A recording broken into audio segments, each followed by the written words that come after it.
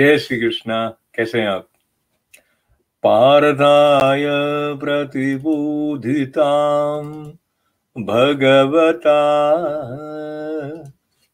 नारायणेन स्वयं व्यासेन ग्रथितां पुराण मुनिना मध्ये महाभारतम् अद्वैतामृतवर्षिणीं भगवतीम् अष्टादशाध्यायिनीम्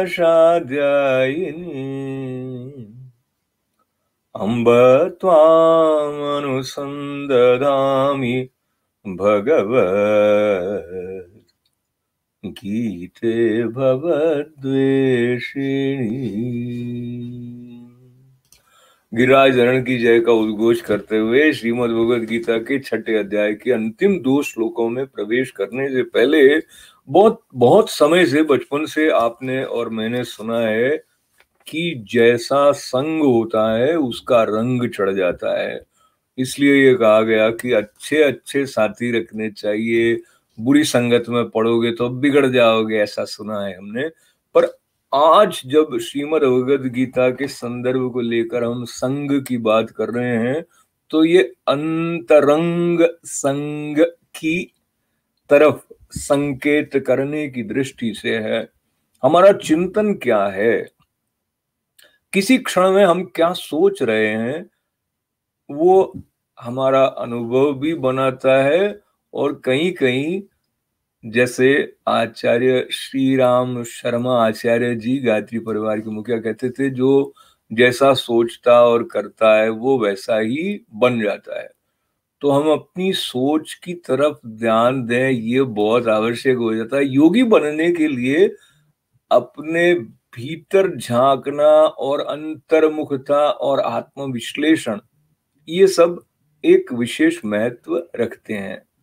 तो इस बात को लेते हुए जब हम आगे बढ़ रहे हैं तो आगे बढ़ते बढ़ते ये भी आवश्यक है कि हम अपने आत्मविश्लेषण की दृष्टि से ऐसा ना सोच लें कि मुझ में ये बुराइयां हैं, मुझ में ये बुराइयां हैं। तो स्वामी श्री ईश्वरानंद गिरी महाराज ये स्मरण कराते हैं कि अगर आप ऐसा सोचते रहें कि मुझ में ये वासना है, या ये कि मैं कामी हूं, खल हूं, कुटिल हूं, जो कई बार ऐसा समझते हैं कि हमारे अभ्यास की दृष्टि से एक अंग है ऐसा।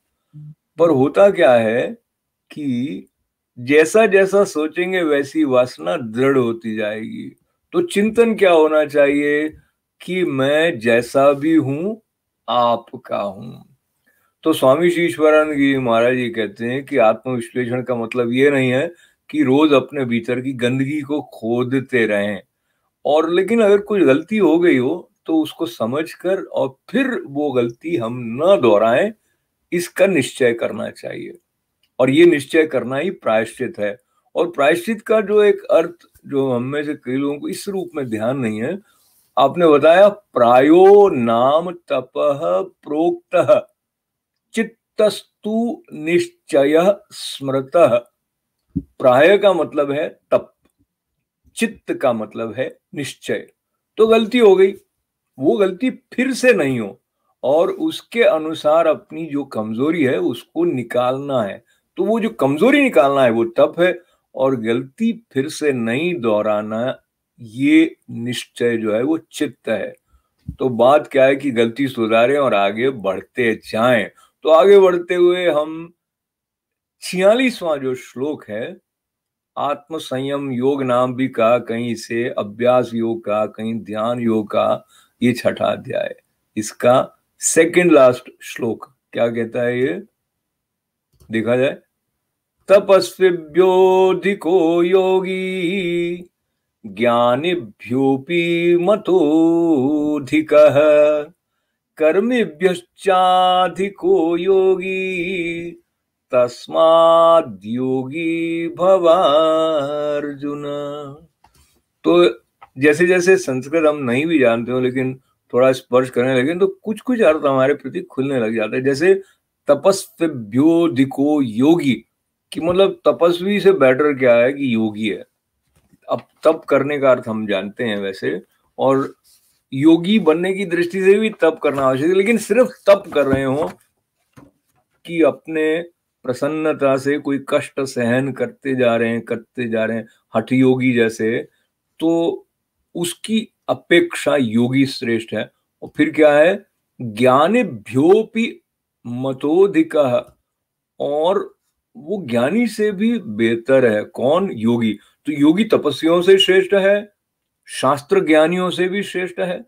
शास्त्र ज्ञानी ये ज्ञानिभ्यो के संदर्भ में कहा। और कर्मिभ्यश्चाधिको योगी, जो कर्म करता रहता है, कर्म करने वाला जो है, उसकी अपेक्षा भी योगी को अधिक श्रेष्ठ बताया।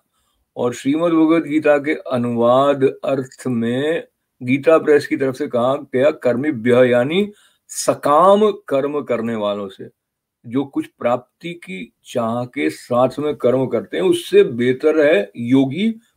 और इससे हे अर्जुन तू योगी हो जा। तो अर्जुन को क्या कहा? तस्माद योगी भवार्जुन, इसलिए अर्जुन योगी बन जा। योगी क्यों बन जा? क्योंकि वो तपस्वी से भी श्रेष्ठ है, वो ज्ञानी से भी श्रेष्ठ है, वो कर्म करने वाले से भी श्रेष्ठ है, तो योगी बन जा। अर्जुन को योगी बनने का कह रहे हैं तो आपको और मुझे भी कह रहे हैं। और ये जो छठा अध्याय है, इसका जो अंतिम श्लोक है, वो भी इसी बात को, इसका एक और आप कहें कि डायमेंशन उसमें जोड़ देता है, एक और ऑर्बिट है इसमें।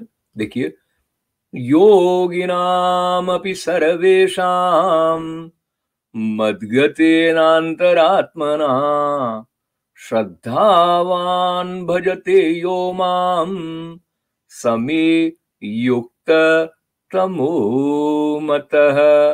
कहा कि संपूर्ण योगियों में भी जो श्रद्धावान योगी मुझ में लगे हुए अंतरात्मा से मुझको निरंतर भजता है, वो योगी मुझे परम श्रेष्ठ मान्य है।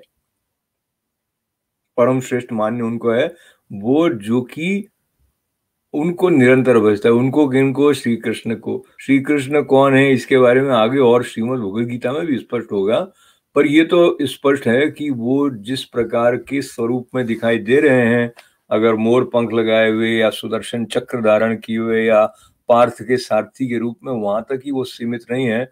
और ये वो जन्म मरण रहित, जो सर्वव्यापी, सर्वकालिक, सर्वशक्तिमान चेतना है, वो श्री कृष्ण है।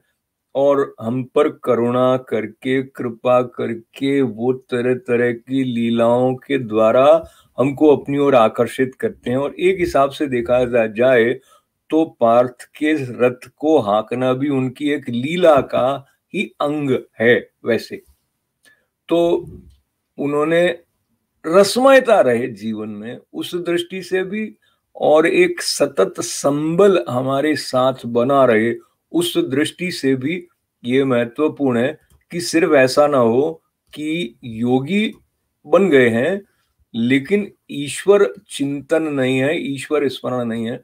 इसलिए कई बार जहाँ कुछ लोगों का ऐसा मत है कि भाई गीता का जो ज्ञान है वो बुद्धि से उसको हम ले सकते हैं, हमें श्रद्धा नहीं भी है, हम श्री कृष्ण को नहीं भी मानते, तो वो मूल तत्व जो गीता का है उससे कहीं थोड़ा अलग रख देगा ऐसा लगता है। और न तो इस संवाद में कहीं ऐसा है कि आपको अंध भक्ति करनी है, तो जैसे जैसे चित्त की शुद्धि होगी तो ये स्वतः हो जाएगा कि वो जो सर्वव्यापी है उसके प्रति अनुराग ही बढ़ेगा। इतना ही नहीं, बल्कि आपके भीतर से भी प्रेम का फव्वारा या समझिए कि सबके लिए प्रेम प्रकट होगा। और इस बात को ध्यान में रखते हुए जो महर्षि पतंजलि ने प्रतिपक्ष भावना यानी चित्त की शुद्धि की दृष्टि से बताई है, तो स्वामी श्री ईश्वरानंद गिरी महाराज उसका स्मरण कराते हुए बताते हैं कि सत्वेषु मैत्री गुणेषु प्रमोदम क्लिष्टेषु जीवेषु कृपा परत्वम माध्यस्थ भावम विपरीत वृत्तौ सदा ममात्मा विदधातु देव।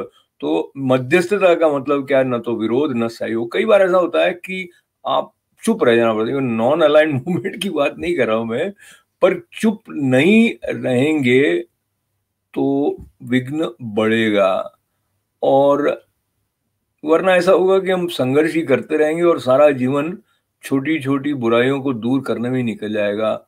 तो फिर जो जीवन का वरदान मिला है उसका जो मुख्य प्रयोजन है, उसके लिए ऊर्जा हमारे पास बच नहीं पाएगी। इसलिए धीरे धीरे चित्त प्रसाद को ग्रहण करते हुए हम आगे बढ़े, ऐसी भगवान की अनुकंपा हम पर बनी रहे। और कल फिर आपके साथ 7वें अध्याय में प्रवेश करने का अवसर होगा। साथ के लिए धन्यवाद। सबका कल्याण और सबका मंगल। ओम पूर्णमदः पूर्णमिदं पूर्णात् पूर्णमुदच्यते पूर्णस्य पूर्णमादाय पूर्णमेवावशिष्यते। ओम शांति शांति शांति। बहुत बहुत आभार के साथ में पुनः मंगल कामनाएं। जय श्री कृष्णा।